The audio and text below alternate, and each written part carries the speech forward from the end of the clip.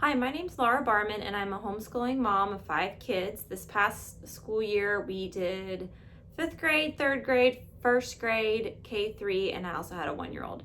I just wanted to go through what I used for my 3rd grader. My 3rd grader kind of has always been like a half year ahead, and that started when she was about 4. She just kind of got half a year ahead at 4 and just kind of hasn't stopped ever since. So her 3rd grade year looks kind of like half of a 3rd grade year, half of a 4th grade year, but I'm just wanting to go over what I did with her so I remember, and hopefully it's helpful to someone out there too.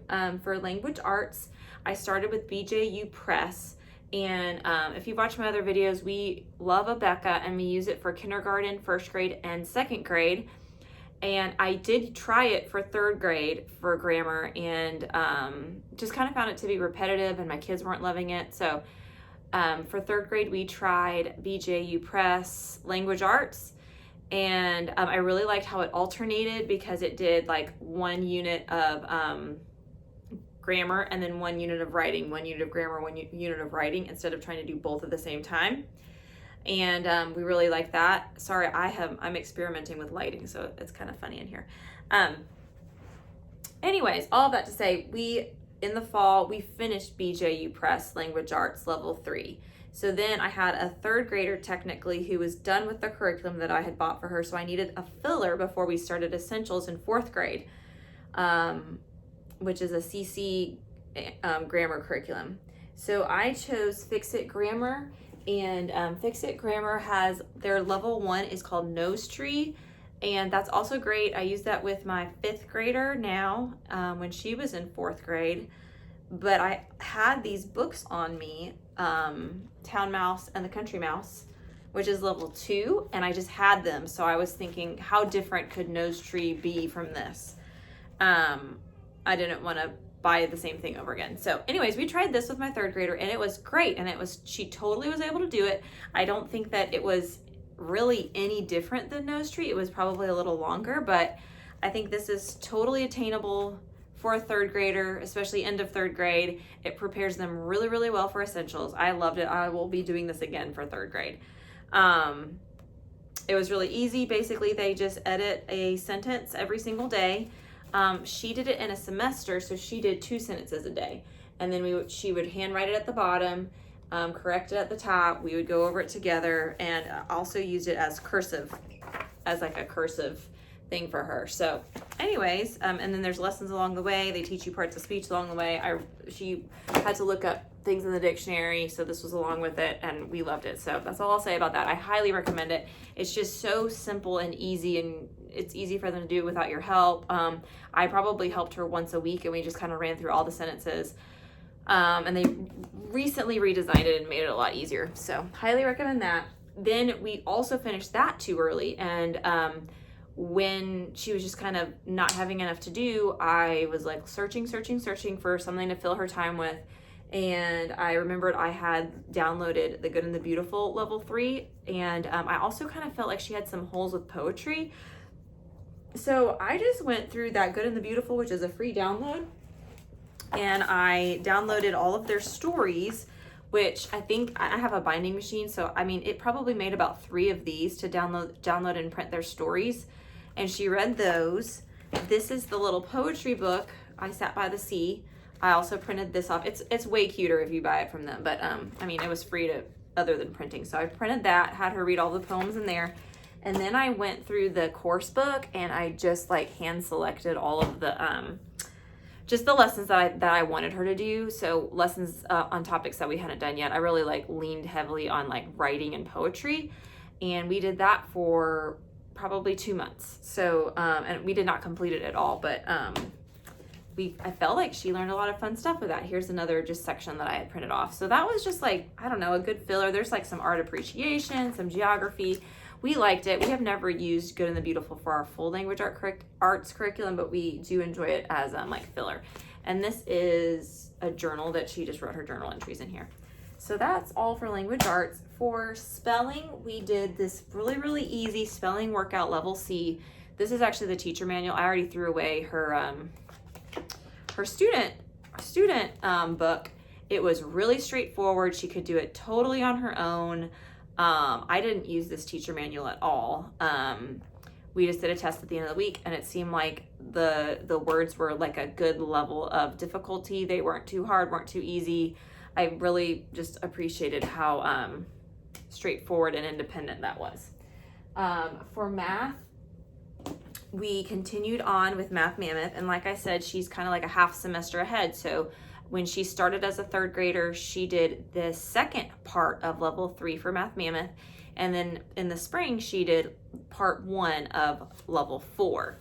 So that's also just the beauty of, well, it's the beauty of homeschool, and it's the beauty of buying all of Math Mammoth's levels together. So I just have them saved. I bought them all together, so it's really, really nice just to be able to print these and bind them. One book is like everything you need, and it has like the teacher, it has like the instruction stuff and the work that they need to do. So a lot of times there's like, this is an example of like in the blue box is like the instructional part of it. This is about fractions, and then down here is going to be like where so there's normally a problem in the instructional area, a problem or two, and then this is where they would do their work. At the beginning of all the chapters, there's links to all sorts of games online. And I just love this math curriculum. I can't speak highly enough about it. I would say it's like for more of a math-minded child, but I don't have a ton of experience with it. And yeah, then we just had our end of the unit. It's unit, it is not cyclical or whatever. It doesn't review quite as much as Saxon, which is why I moved to Saxon for my older daughter. But I feel like if you have a math brain child, they can do a unit on this math topic, and then they can hit another math topic and hit another math topic, and like not forget the other math topic, the previous math topic. And then online they have tons of downloads of skills review. And I mean, you could print off as many worksheets as you possibly would ever want. If you want to add some more review. But for us, I have not found it to be a problem that we like dive in deep. And I actually tend to like it better because I feel like Saxon hits new topics very lightly. So you'll do maybe 5 to 10 problems on the new topic. Whereas Math Mammoth, you're doing your full 2 pages on the new topic. I feel like you really learn it at a higher depth than Saxon. But the con is that you are not cycling through old stuff constantly. So if you have a kid that can remember those topics, I say, why not learn it like deeper and better? Another con, I guess, of Math Mammoth is they don't do math facts as regularly as Saxon does. So I had to buy like a time test multiplication book, but this was not expensive, and I made copies of it so that we can keep using it. I just I made tons of copies, put them in here, and then if I wanted to reuse the same test over and over, I could use that. So that was her math. For Math Mammoth, I just print off all of the tests at the beginning of the year and have them in a folder so they're ready to go, because they're not included in the book. So it's just helpful just as the year goes on to have those pre-printed. And all my kids, or my older kids, have one of these to do their math work if they run out of space for math. Other than that, she mainly just she did not do cursive. No, she did. She finished Abeka cursive level 2, and the reason for that is I feel like Abeka handwriting is really, really advanced. So when my kids are in kindergarten, they do kindergarten manuscript. When they're in first grade, they do first grade manuscript. When they're in second grade, they go, instead of doing second grade cursive, because Abeka's second grade cursive is as if it's kind of designed for someone that's already been doing cursive for a while. So we go back to kindergarten cursive and do that in second grade. And then we do first grade cursive in third grade, I think. And sometimes if they're moving quickly, they can make it to second grade cursive in third grade. My plan is for fourth grade, we're done with cursive as its own subject, but I could change my mind about that. It really depends on how her cursive tends to look in fourth grade. What else? I feel like I'm missing stuff. I think what I'm missing is the family subjects that I'm going to cover in a different video. So she also is, this is my third grader. She loves reading. So that was probably my biggest challenge. I don't know. It was a challenge, finding stuff for her to read. I was trying to line up as best I could with the history we were doing. We were doing medieval history.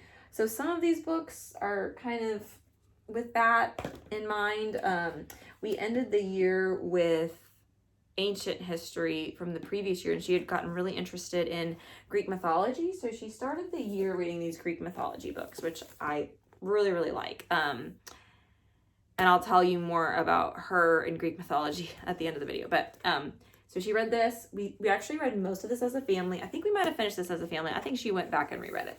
So there's that one, and then this is another really, really good one. I should show you the pictures in this. This is just an amazing book if you're interested in Greek mythology at all. It's really, really cool. I feel like all the stories are really well done. The pictures are well done. It's like a nice amount. It's like a read aloud that's like approachable and good for all kids of all ages. And then this one is really similar. It's like a chapter book, but there's a lot of pictures thrown in. Yay, there you go. A lot of pictures thrown in. Then she read American Tall Tales, which is another chapter book, I feel like, with a lot of pictures and really, really cool pictures. So she really, really liked that. It's like a collection of stories. We did some fiction, half magic. I'm just going to whip through these because she read a ton. Toothpaste Millionaire, Borrowers, Out of Darkness. This is a biography on Lewis Braille. Castle in the Attic. There's another one called Battle for the Castle. So she read both of those. That's a little series. Helen Keller, Rabbit Hill, Hidden Message, 21 Balloons, Dolphin Treasure, and Dolphin Adventure. Those kind of go together, the littles. So basically we would just kind of look through the bookshelf, see what she hadn't read, see what was like a quality book, and I would just assign her that, and she would read like about 30 minutes a day. She did a lot of these illustrated classics this year, and a lot of them were from the library. So she had this one. She did Peter Pan, a couple other ones that we rented from the library that I don't have on me, but that was one, and I highly recommend that series. We also did the Frank Peretti series, The Cooper Kids. It starts with Dora and the Dragon's Throat, and it's like an adventure. It's a Christian story, but it's kind of like mystery adventure. She really, really liked these, and there's 8 of them. So I got all of these on Thrift Books, and she loved that. And then in her free time, she actually, since she was reading about Greek mythology, we did Percy Jackson series. And so we got a bunch of those. I don't have all of them. We did like a lot from the library as well. And then Rick Riordan has a couple of different series on Greek mythology. So she read a couple of different series on that. And he has another series about like Egypt, I think, that she read. One of the series, I would say just read reviews online in detail, because one of the series, I can't remember which one, it gets like pretty adult themes towards the end of the series. So beware of that, because we had to stop before she finished a certain series. The books at the beginning were fine. And if I could go back, I would probably not start that particular series. But the Percy Jackson series was fine. She loved that one. Just ask me in the comments if you have any more specific questions about that. And then another series that she really liked, she kind of likes more like adventure, mystery. She's read Nancy Drew. She is not, like my other daughter loves Penderwick's, Little House on the Prairie, Vanderbeeker's like family drama series. And this daughter, she more likes adventure series. So it's been like a little bit tricky trying to find stuff for her to read. So then she read Peter and the Shadow Thieves, which is about Peter Pan. And this is like, I mean, these are pretty thick books, a lot of text in them, but she's really enjoyed these too. So I just have to keep finding series for her. So I'm trying to find quality series for her reading level. I think that's about it. I'm excited to introduce her to grade 4 stuff here in a couple weeks. And I hope that this video was helpful to you. Thanks. Bye.